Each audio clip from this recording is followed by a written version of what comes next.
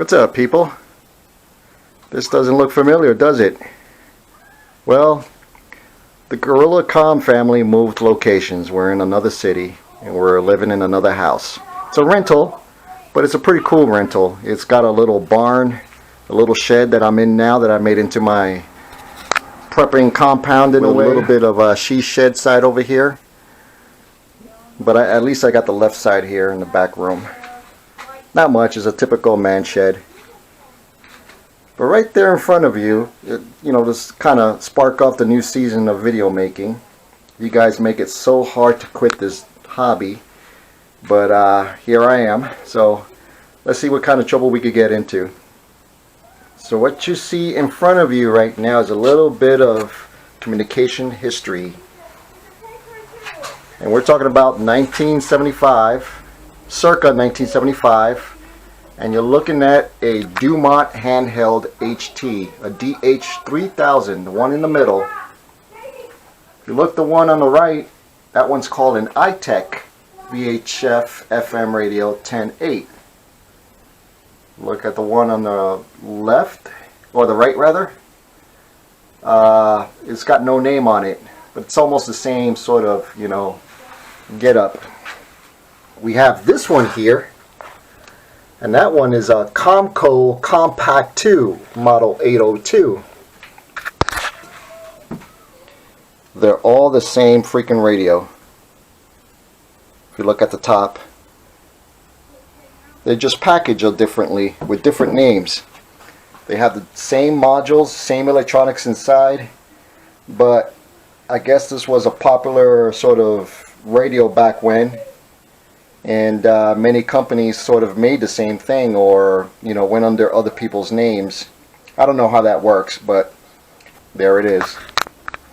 So this radio was around 1975, and if you can see here, this was a purchase order dated February 18, 1975. So I'm thinking 1968 to the late 1978.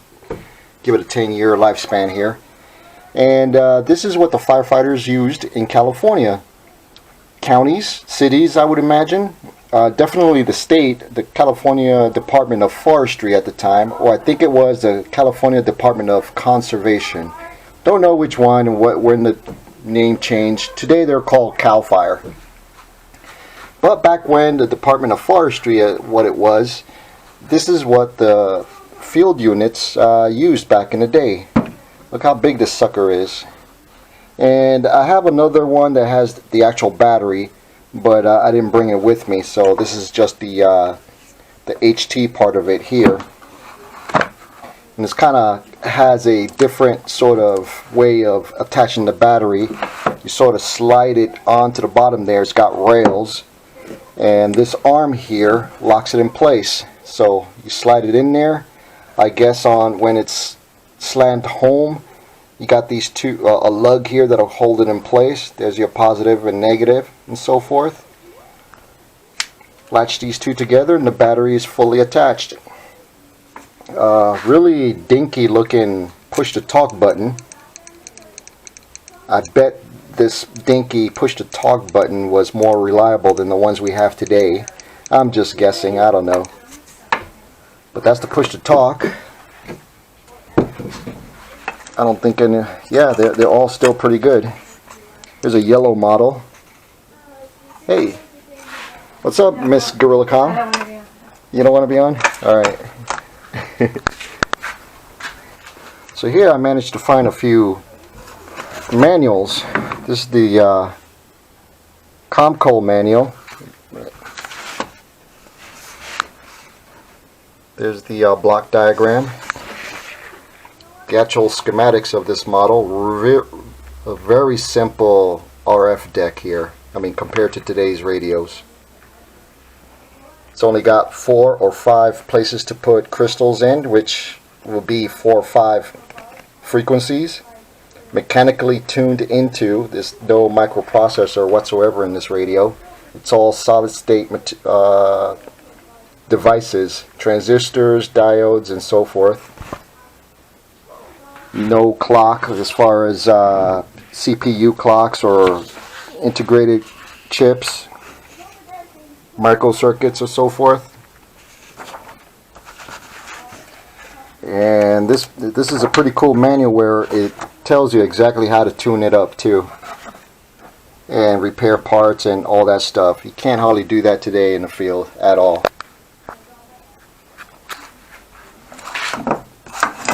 Here's our other manual. It's the same radio, but they just changed the name. This one they call Repco. These guys probably don't even exist anymore. From Reston, Virginia. This guy is out of New York City, ITT. Canadian Marconi Company, Montreal. If you look at it, this Marconi radio is the same packaging. Everything's the same on this one here. I see that it doesn't have a middle knob there. And that would be for the channel. And this one's got a slot for 5 channels. That's it. Squelch, volume, your antenna port. And this is the inside of one of these radios here. You have the back plate here. It's just got these 4 captive screws there. Nice that they don't really come out, or you can lose them. And these are made to be worked on and repaired in the field or in a shop somewhere. Usually in a shop, actually. The test equipment to bring on in the field would have been a little bit difficult. But this is from back in the day where you could actually work on the radio gear. Here, all these holes, those are individual adjustments for power out. It could be transmit modulation, frequency accuracy. If you're looking at the receiver circuits, it could be the drivers and the first RF stage, the tuning stage, and so forth, oscillator stage. And everything ran off, like I said, in an analog mode.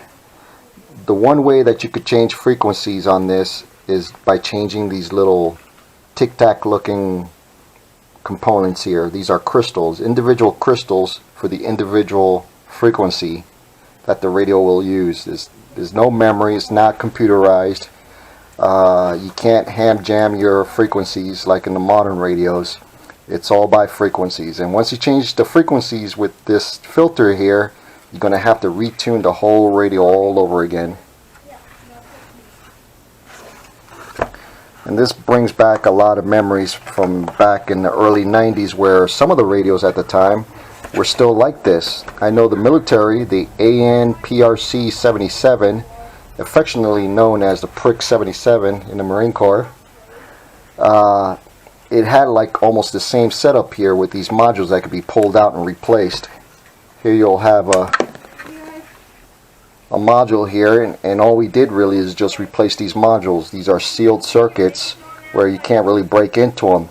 But I would have to say a really shit hot tech would actually break this open, you know, desolder the sides there, go inside the components and repair the modules themselves. Not authorized, but when you're in the jam out in the field, you're definitely capable of doing that, especially high usage items like maybe transistors and diodes that go bad or things of that nature. And they just plug and play these modules here. Mind you, once you replace a module, you have to sort of tune the radio anyway, and they just snap in place.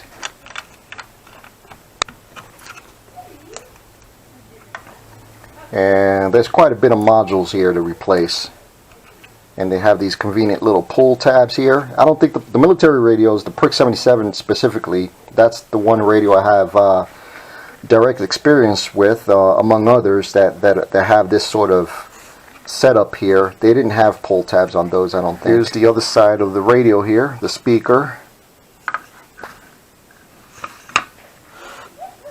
Microphone is in here somewhere, and I believe the spot here is like the receiver transistors. This particular radio has only 4 channels, so you only see 4 crystals there. There's another tuning slug. This is some sort of network filter, 450 kHz filter right here, I would imagine. And it's, you know, for a technician at the time, this would have been really easy to work on. Everything's accessible. You could rebuild this whole thing pretty much, replace everything. But not so these days. So there you have it. 1975 communications technology for firefighters out in the field. This is what they used back then. So I don't know when the transition was when they changed from this radio to what they have now. Other counties in California were rocking these radios here. This is called an IEC electronics radio. Still has 4 channels. You even have the original sort of cheat sheet that they tape onto the front there. Channel select. Channel 1 was local net, car to car. Channel 2, local net repeater mode. Channel 3 is shtf 2. I would imagine command 2 in car to car.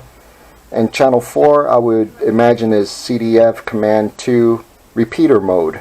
That's your command channel. So they'll dispatch out a local and listen for general traffic there, but when you go on scene on an incident, you switch over to the CDF command channel there for this particular radio. This was a county radio. You got a high-low power setting here, push to talk. You got your channel select right here. That was a channel select right here. I would imagine on and off volume button and squelch button here. I don't know what this hole here was. Maybe a light indicator. I'm not sure. I don't have no documentation of this at all. But still 4 channels. Compared to this radio here, it's a little bit smaller, a little bit lighter. Here you have a high power GE Master series here. And this was a county radio somewhere in California. I don't know where. But here you have the volume. I would imagine this is squelch. Off and on. I don't know what that was for. I don't know what this button is for. Maybe 2 channels. Frequency, yeah, I could see the stencil in there. Frequency, so it looks like you only had 2 channels. Channel 1, channel 2. Look at how small that push to talk button is right there. And my kids are going crazy. So yeah, a GE Master Series radio here. That's a relic. I would imagine late 70s, start of the 80s maybe. Now we go to 1989, I would imagine. And this here is a UHF version that I bought off of eBay, but it was back when in the EPH model was prevalent. So I think this is I don't know, I forget what the model number is to this, but this is a UHF version, but the VHF version looked exactly like this, and that was 210 channels, vastly more channels and capability than this radio here. From 4 to 5 channels to 210 channels on this model here. So that was a big jump, and this is when it started to become more microprocessed in the inside. A mini computer circuit that only did one thing, and that was to just work the the radio functions of this, squelch and channel settings and things of that sort. No individual crystal to work an individual channel like this radio here. So much more flexibility with this, with a memory chip and pretty much a little mini computer there. Late 1980s, I would imagine this right here.